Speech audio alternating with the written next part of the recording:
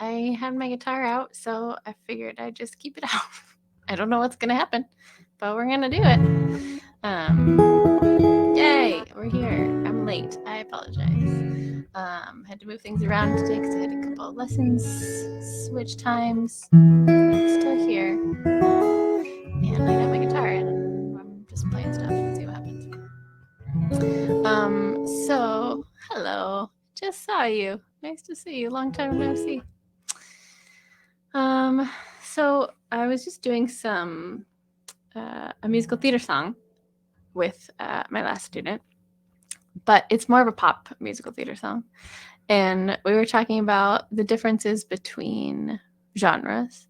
And she has quite a bit of musical theater training. And so she's very good at the tall vowels and the kind of very, she called it formal, formal singing, which kind of makes sense. So if you were to sing like a scale, it'd be like, oh,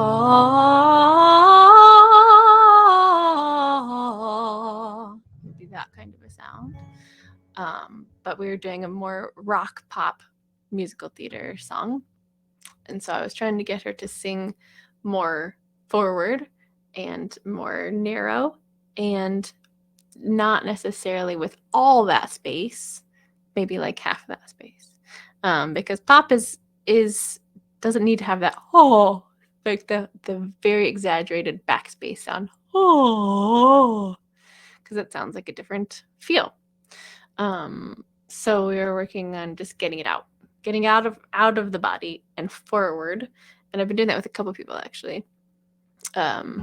I have a couple students who have some classical training, and so it's really it's just like switching gears in your mind, getting out of that feeling of I have to be super tall and super open, which is sometimes the opposite for some of us. We have to train our body to be okay with being more open and find that classical feeling in order to get the tone that we're looking for, depending on the song that we're singing. So, like if I were to do that same scale in a pop way, it would definitely be more chest voicey, and it would not be quite so hugely tall in here. Although I still want some space. It would be more like ah,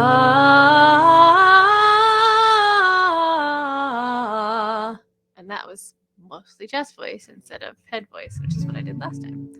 Ah,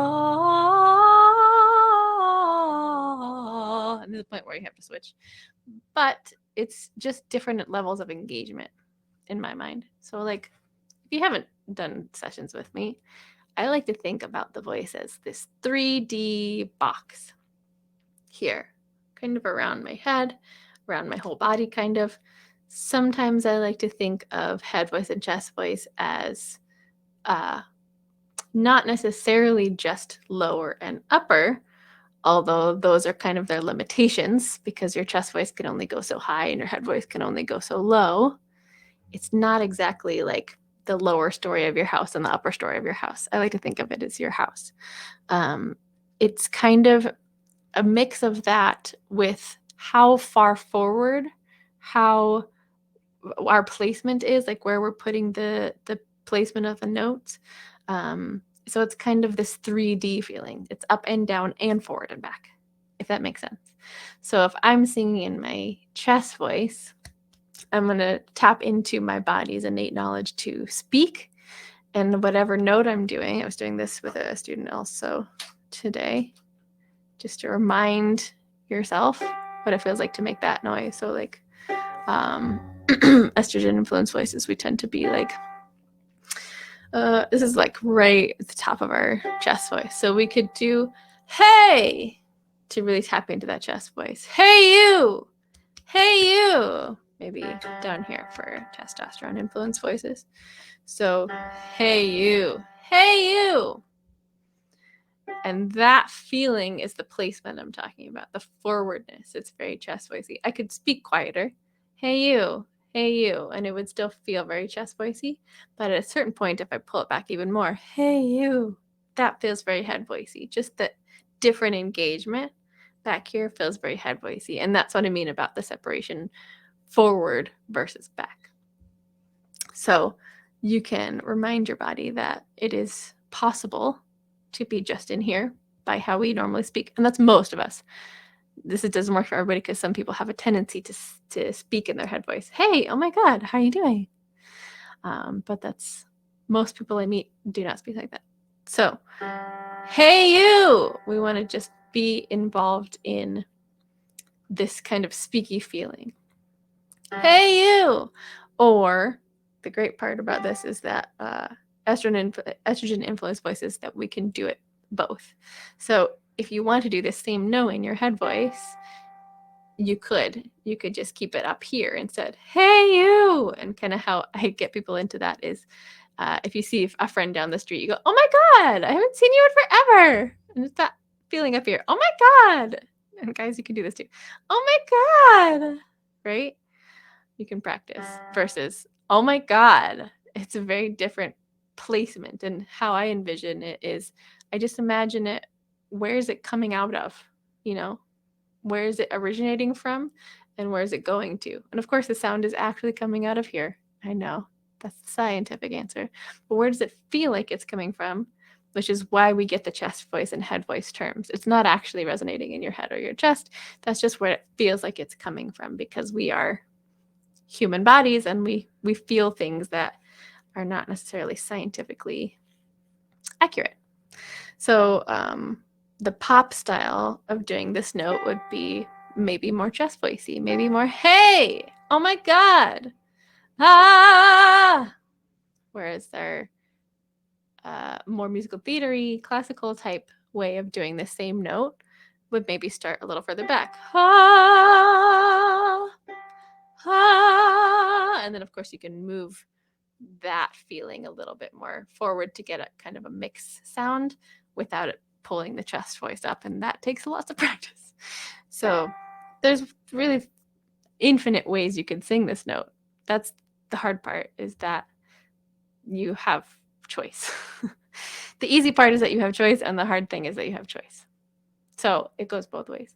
So you can think about it as, what energy do I want behind this? What style do I want this song to be? What style do I want this note to be, this phrase to be? What emotion do I want to evoke from this? So like if you were singing a phrase that you want to be more powerful, you maybe would make the choice to do it in your chest voice. Ha! Or if you have a song that is more tender and light, you'd maybe make the choice to put it in your head voice. Ha! Same note, different feeling, different emotion, different vibe. Hopefully that makes sense. So you can start to play with, instead of chest voice and head voice, which get very convoluted and very confusing because everybody talks about it in a different way, I'd like to think of it visually, especially if you're a visual learner. Hopefully this helps. Just a 3D box around you. Where am I putting this note today? Am I putting it right in front of my eyes, right here? Ah. Am I putting it way out there? Ah. Am I putting it down low? Am I putting it out in front or behind me?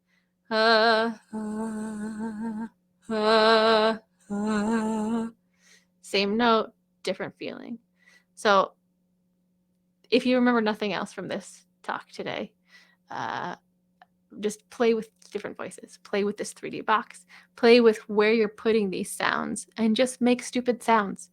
We put so much pressure on singing. I've said this before, but it's always, always true. We put so much pressure on our singing voice that all of a sudden we turn, happy birthday to you. That's not even the right chord, but we turn it into something that is way harder. You know, you can hear it in my voice when I'm trying too hard. Happy birthday to you. When instead I could just be letting it be easy. Happy birthday to you. Happy birthday to you. And I'm tapping into the part of myself that knows how to do it from speaking. And that's what most people do. They either just tap into the speaking part and they just let it be loud and natural and easy, or they think, oh God, we're singing now, and something in their body just takes over, tightens everything up, and makes it be pretty and a certain way and more formal, that kind of feeling. Hopefully that makes sense. If you have any questions, let me know. I'm here for it. So you can turn a happy birthday into something more pop or more classical.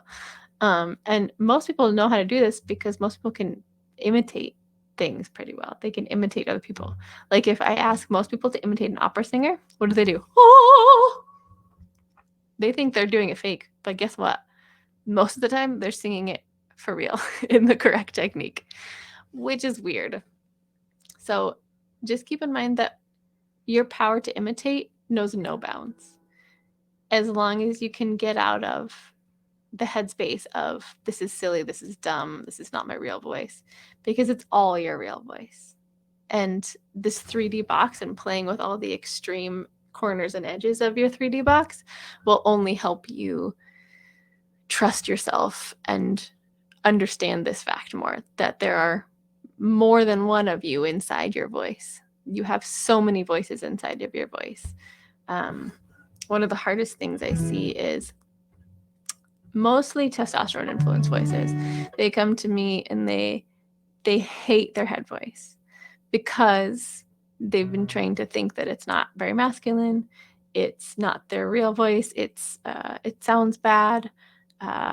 They just don't ever sing up there, and it's really hard because it doesn't make them feel good to even play around up there, and so it's never going to get any better, and then they're going to keep hating it because it's not getting any better. So it's this negative feedback loop of not liking your head voice, and that's the case with a lot of people. It's not just people who identify as men. It's just how we've been trained in our society to think about the voice.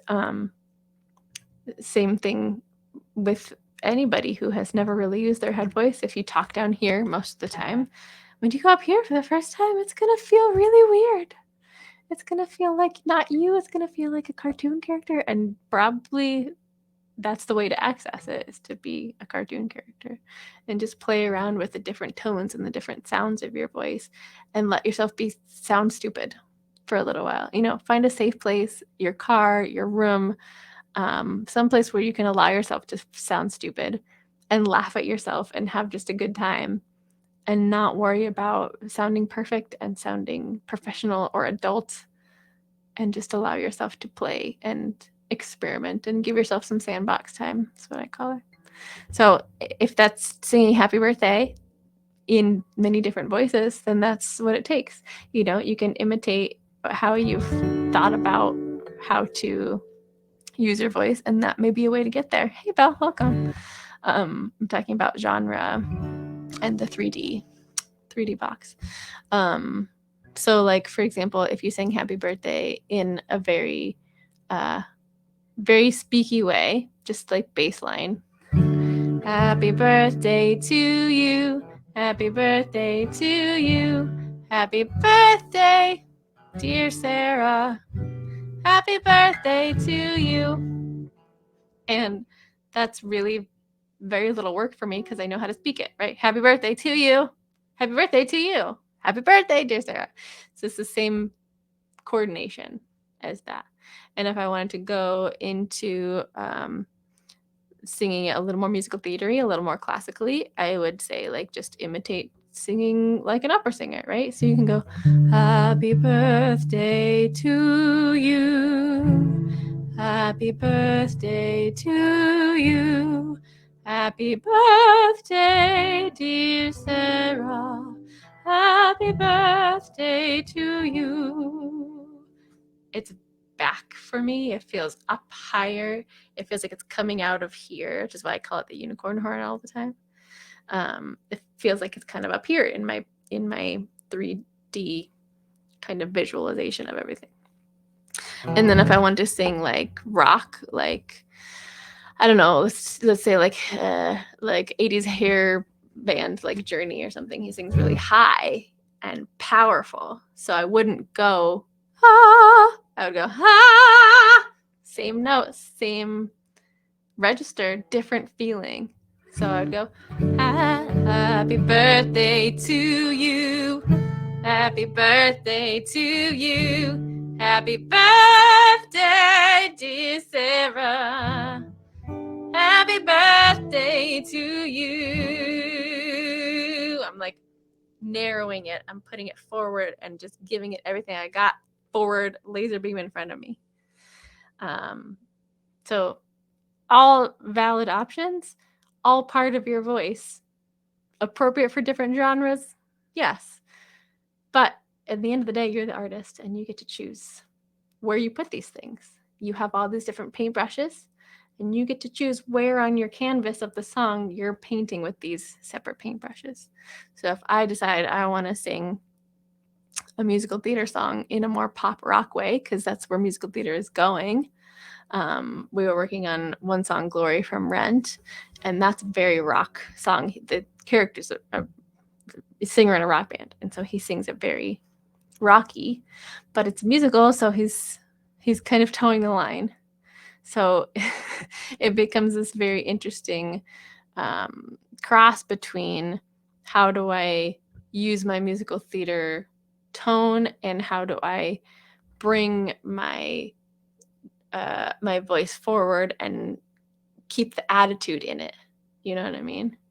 So he goes from a place of very tender sadness. One song, glory, one song before I go, to all the way up here, belting it out, laser beam, rock, Steve Perry voice.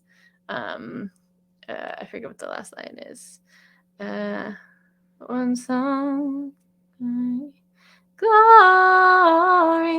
and then no need to endure anymore. So I'm not going, and then no need to endure anymore. That's like classic musical theater. We're going rock musical theater. We're going narrow, forward. I'm just freaking going for it. And then no need to endure anymore. I'm getting a little gritty in here without all the extra tension, just a little flavor of grit. So yeah, play with your genres, imitate your favorite artists, see how it feels in here, take away the extra tension as much as you can, get to know your voice, get to know where your tension lies, and do your best to just play around and get to find the extremes and the nooks and crannies of your voice that you never really get to. That's where the freedom comes in. I promise. If you can get to a place of not needing to be perfect all the time, allowing yourself to be where you are and just doing like a science experiment, that's been the theme of this week also for most of my students and me as well. Just be where you are. Don't try and be 5 steps ahead of where you are. Just play with where you are right now, without allowing your perfectionist gremlin to come in and lead you down the wrong path. You know, your gremlin likes to remind you, probably, if yours is anything like mine, that you're not ready yet. You're not there yet. You got to do more work before you can show anybody your voice, before you can even take lessons. Like, there's all of this weight that comes from what your gremlin says, but we can just separate. I know it's easier said than done, but the more we can separate from that voice of you have to be farther than you are, the more we can just hang out where we are and enjoy it and play around, and that's where the growth happens. If you can hang out where you are, accept where you are, love where you are, and be free to play around instead of having all this pressure on you to be perfect and better all the time, and never show anybody anything if it's not already perfect, where does the growth happen? You're not allowing yourself any room for any growth. So yeah, that's my TED Talk today. I'm gonna go take a little break before my next lesson, and I love you and thank you for being here with me. It's nice to have you live, both of you. So next week, let me know what you want me to talk about. I have things that come up in lessons that I love talking about. Sometimes it's more technical, like today. Sometimes it's more mindset based, more mind-body connection based. But yeah, feel free to ask me any questions. in the chat if you're watching the replay. If something is confusing, let me know. I'm happy to do another video or chat with you about it at a different time. All right. Happy end of November. I hope y'all are doing well. And I love you, and I'll see you soon.